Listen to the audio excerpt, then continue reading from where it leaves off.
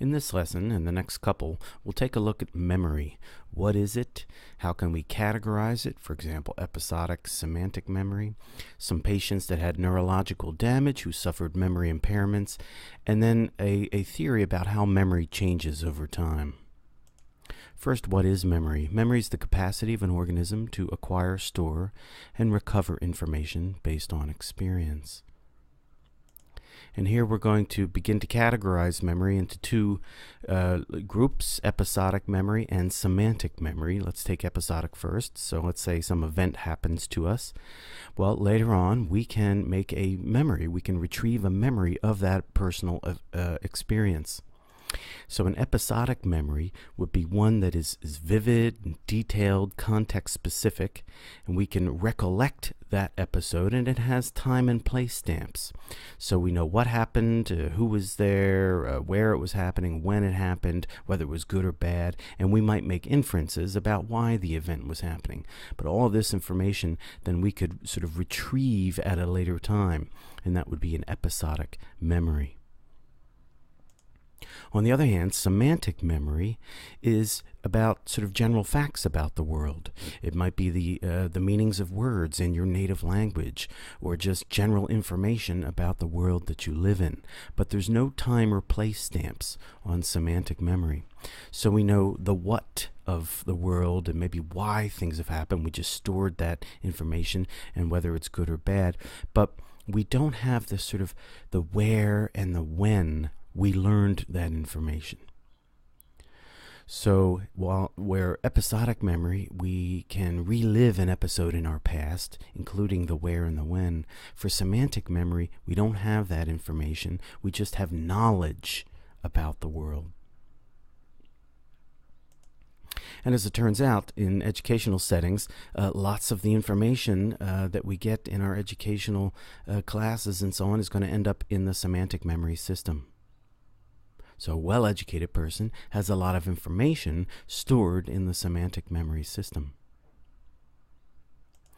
Now, interestingly, though, we typically don't remember the moment or that particular day or that particular class where we learn all our information. And so something seems to be happening. We're having all these learning episodes, which could be an episodic memory, but we seem to be forgetting the details of the learning circumstance and just storing the information content. So here we see this transformation, that all of our learning episodes when we sit in a classroom are resulting in larger stores of information in our semantic memory, but we're losing the where and the when, the time stamps for that learning. The difference between episodic memory and semantic memory can be illustrated using a different diagram. The two boxes here represent the two different kinds of memory.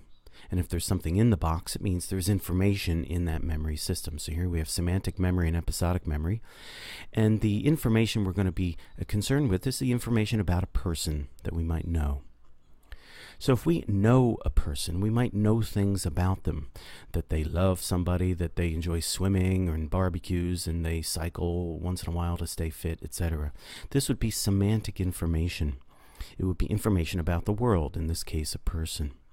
Now, the word that know then typically refers to semantic information. It's what we would be learning in school, for example, when we say we know things about the world.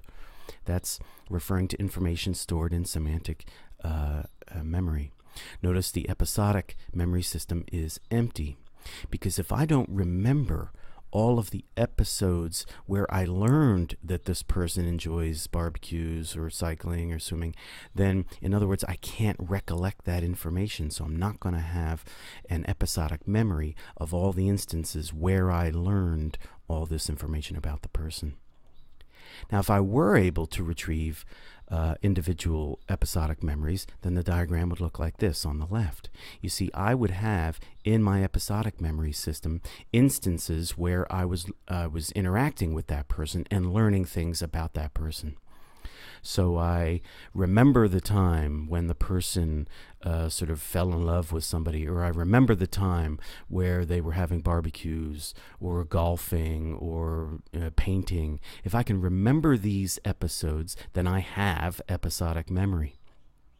So the relation between the episodic memory system and the semantic is that all of our learning episodes typically are episodes, all of our learning instances.